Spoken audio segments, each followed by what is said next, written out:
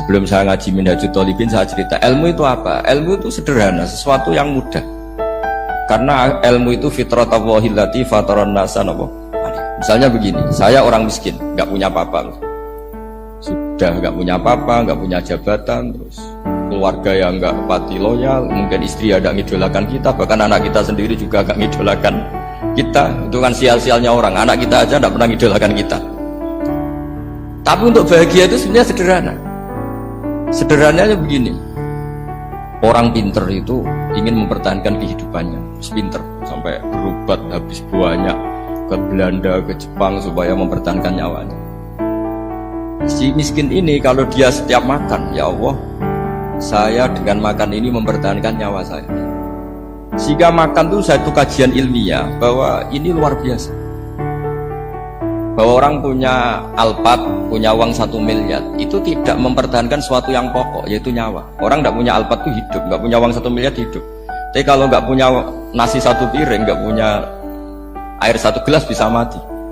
Artinya apa? Orang miskin itu yusyarikul aghniya, sama dengan orang-orang kaya dalam hal kepemilikan hal-hal yang pokok. Tapi kadang-kadang orang miskin itu ya nyun sewu agak belagu, sudah miskin ingin punya Alphard, sudah miskin ingin punya, ya dia tersiksa. Harusnya cara berpikir, nggak punya Alphard tuh masih hidup, nggak punya uang 1 miliar masih hidup. Yang punya Alphard hidupnya juga pakai nasi 1 piring, yang punya uang 1 miliar juga pakai nasi. Ya kalau itu kan sama, saya punya. Kalau gitu kan bisa miskin rasa kaya. Itu memang harus dilatih. Nah, kalau orang kaya kan rumahnya banyak di mana-mana. Memangnya kalau rumahnya banyak di mana-mana terus tidur di sini 1 jam, di rumah itu 1 jam, malah nggak bisa tidur kan? Tetap aja yang dipakai 1 kamar. Itu gunanya apa punya rumah banyak? Setidaknya zaman miskin itu dia berpikir gunanya apa punya rumah banyak untuk dipakai ya hanya 1. Meskipun suatu saat kalau dia kaya juga berpikirnya agak rubah. Ya penting punya rumah banyak biar kemana-mana punya rumah, nggak apa-apa. Tapi sementara masih miskin jangan berpikir seperti itu. Nah yang menjadi miskin kacau kan sudah miskin berpikirnya gaya orang kaya, itu kecelakaan itu. Nah, itu ilmu, maksud saya itu ilmu. Jika dulu Nabi ngajari orang miskin itu sederhana. Ketemu orang miskin sama Nabi diajarkan. Nabi diantara ajarannya begini. Ada seseorang man asbaha, orang yang setiap harinya mu'afan fi jasadi, dia sehat, aminan fi sirbi, negara dalam keadaan aman, tidak dalam ancaman. Indahu qutu yaumi, dia hari itu punya makan. Faka'an nama khizat lahu dunya bihadzafiriha, berarti dia sudah punya dunia dan seisinya. Karena polanya sama. Buat Presiden Amerika itu yang untuk mempertahankan nyawanya ya makan pokok dan minuman pokok, bukan jabatannya sebagai presiden atau punya uang triliunan. Yang paling kaya di Indonesia juga gitu, untuk mempertahankan hidupnya juga dengan makanan pokok. Dan itu orang miskin punya. Kehidupan paling top itu apa? Ya kehidupan yang mempertahankan nyawa itu yang paling top, lainnya itu enggak. Karena mempertahankan nyawa ini super penting dan orang miskin bisa. Nah, saya berharap ilmu seperti inilah menjadikan dunia itu kuat ketika melawan Belanda. Kenapa kuat? Karena mereka gampang syukur. Barokahnya gampang syukur itu selesai dengan dirinya sendiri. Kalau bahasa intelektualnya itu, orang kalau sudah selesai dengan dirinya sendiri bisa berpikir memanfaati pada orang. Dulu orang-orang miskin ketika era sahabat, termasuk era para ulama yang mendidik para umatnya, itu selesai dengan dirinya sendiri. Nah sekarang banyak orang miskin juga termasuk orang kaya, bahkan belum selesai dengan dirinya. Wah itu angel, ngajak jihad angel, karena dengan dirinya saja belum selesai. Maka masyhur itu kan ketika perang Tabuk, ada orang datang, kira-kira kalau Indonesia pakai beras 4 kilo, ya Rasulullah yang 2 kilo tak kasihkan keluarga kami supaya bisa makan, yang 2 kilo tak kasihkan jenengan untuk biaya perang. Perang Tabuk itu perang tersulit, disebut perang Dhatul Usra. Sekarang hitung saja, ini coba dihitung, mungkin yang bagian kasir tahu. Kalau 2 kilo kali 3.000, umat Islam pas itu sekitar hampir 3.000, itu sudah 6.000 kilo. 6.000 kilo itu artinya apa? Orang miskin ketika perang membiayai dirinya sendiri, itu satu. Kedua, dengan mental memberi, orang ini tidak tamak. Barokahnya tidak tamak, tidak nyalahkan yang kaya. Efek dari itu apa ketika perang Tabuk? Sumbangan dari Sayyidina Utsman yang jumlahnya besar sekali, yaitu diantaranya 1.000 dinar. 1 dinar kira-kira 4,25 gram, berarti sekitar 4.000 gram. itu bisa diberikan alat perang. Sumbangan dari Abu Bakar juga bisa dipakai beli kuda untuk perang. Nah bayangkan kalau kebutuhan orang miskin ini untuk makan itu nggak mau urun, wah saya miskin nggak perlu urun, saya miskin dipakai alasan terus.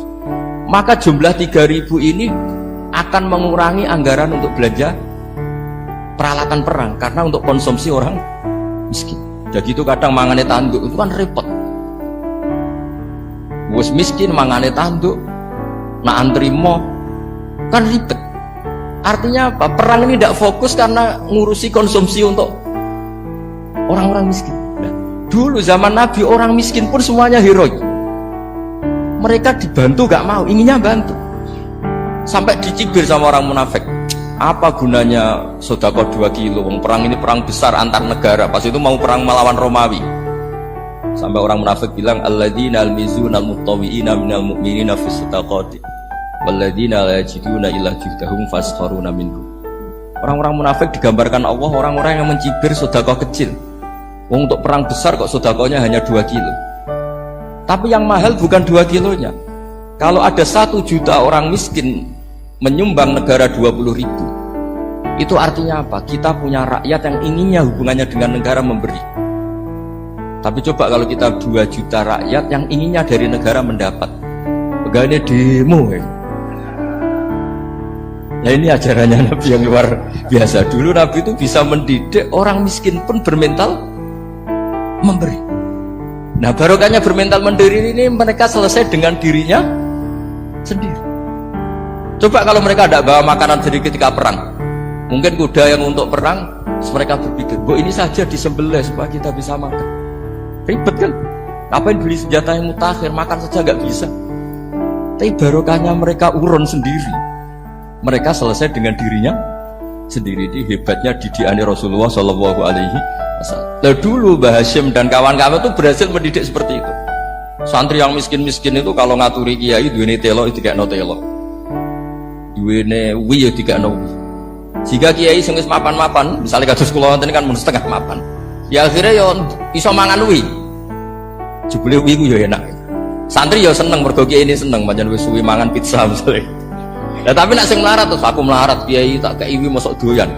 Wis melarat medhit di alasan kan ribet kan. Ini yang perlu dihilangkan. Medhit kok berargumentasi. Tapi yang mahal itu bukan winya, mental memberi. Orang itu kalau mentalnya memberi itu berarti selesai dengan dirinya. Tapi kalau tidak bermental memberi pasti tamak. Dan tamak itu mesti menghakimi orang lain. Maka dalam kitab Hikam diterangkan penyakit terberat itu tamak. Kenapa? Karena orang pikir itu tidak ada kata-kata kitab Hikam, bukan kata saya. Yang ada itu tamak. Misalnya gini, saya kenal PLT Bupati Kudus. Tidak pernah saya bilang beliau kikir. Tapi sekali saya pernah ngajukan proposal tidak kesampaian. Wah, beliau medit. Jadi saya menvonis medit itu sebetulnya ya karena punya keinginan tidak kesampaian. Coba kalau ndak, medit itu orang serap penting. Misalnya anak-anak muda sama orang-orang cantik di Jakarta, pernah nggak kamu bilang itu sombong? Enggak kan? Setelah kamu bilang, Mbak aku ingin kenalan ndak sampeyan, terus dia agak mau, baru kamu bilang sombong karena keinginan kamu ndak. Nah, bayangkan kalau orang bermental tomak kayak apa bangsa ini. Nah, sahabat itu dididik oleh Nabi, tomak itu selesai karena keinginan mereka memberi. Sehingga Indonesia bisa merdeka begini itu barokahnya didikan ulama, semuanya ingin memberi. Dulu belum ada negara, tentara-tentara kemerdekaan kalau di kampung-kampung itu ya dibiayai donatur-donatur, termasuk bahasa saya, bu saya dulu. Itu berapa ton aja beras untuk pasukan Hizbullah, pasukan TNI. Di Aceh ada Dawud Berih, ada yang baca Berueh. Dibaca aja kayak kira asap ada yang Berih, ada Berueh, saya juga gak tahu orang Aceh kalau baca Berih. Nyumbang berapa emas untuk kemerdekaan Indonesia. Yang Kesultanan Jogja Legowo, Jogja tidak lagi negara tapi diberikan bagian dari Indonesia dan seterusnya. Nah, jadi semua ini barokahnya didikan Rasulullah Shallallahu Alaihi Wasallam yang diteruskan para ulamanya bahwa nomor 1 didik masyarakat itu bermental memberi. Dengan bermental memberi apapun kecilnya ini selesai dengan dirinya sendiri. Kalau sampean nggak punya mental memberi, nanti pulang dari Pemda, oh sok acaraan kabupaten berkata ini tok ribet ini. Awas itu, bar ngaji langsung lali berarti sampean.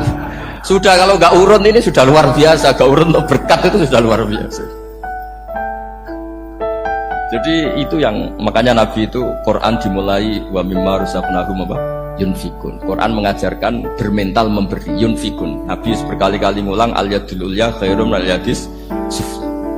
Dan memberi itu tidak harus nunggu kaya. Gambarannya Quran tentang orang baik itu gimana? Alladzina yunfikuna fis sarra wad dharra. Bukan fis sarra saja, ketika wad dharra juga. Saya pernah guyon sama orang kaya di Jakarta. Dia uangnya miliaran, mungkin malah triliun.